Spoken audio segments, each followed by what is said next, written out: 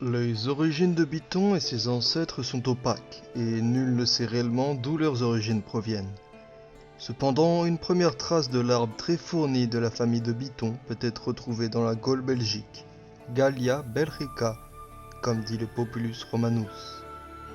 Il naît sûrement en 198 avant Jésus-Christ. Notre histoire commence donc vers l'actuel Namur. Un petit enfant très mignon naît dans une ferme. Ses parents, dont l'existence n'a pas pu être détaillée, ne va donc pas être développée. On pense que le petit garçon fut abandonné dès le plus jeune âge.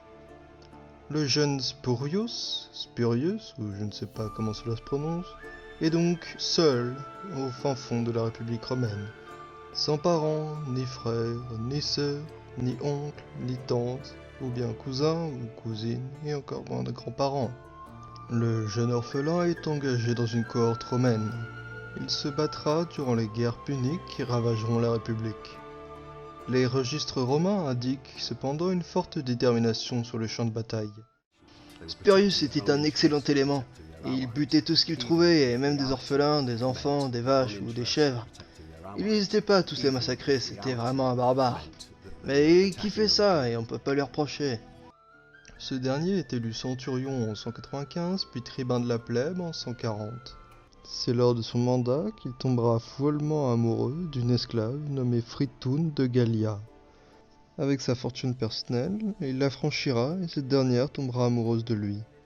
Par la suite, ils auront un enfant nommé Tiberius Fritus, qui lui-même continuera la lignée des Bitunus Fritus.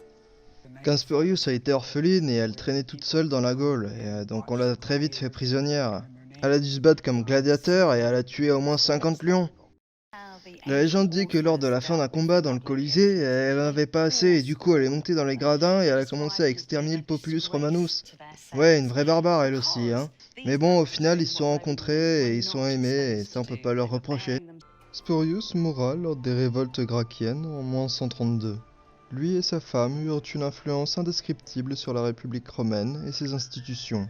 C'est donc avec cet être que naquit une longue lignée de personnages tout aussi influents qu'importants dans le monde.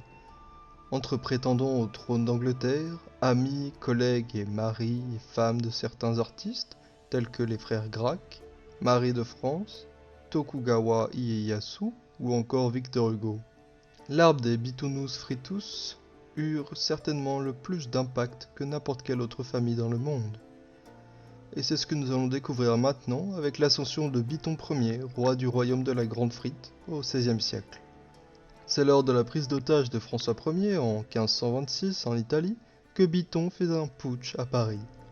Déjà vassal de Melun, il marche sur Paris et s'assoit tranquillou sur le trône de France. Il force les nobles à le sacrer à Reims en 1527 et devient officiellement le roi de France. C'est à ce moment-là que la famille des Frites prit le pouvoir en France et en Europe.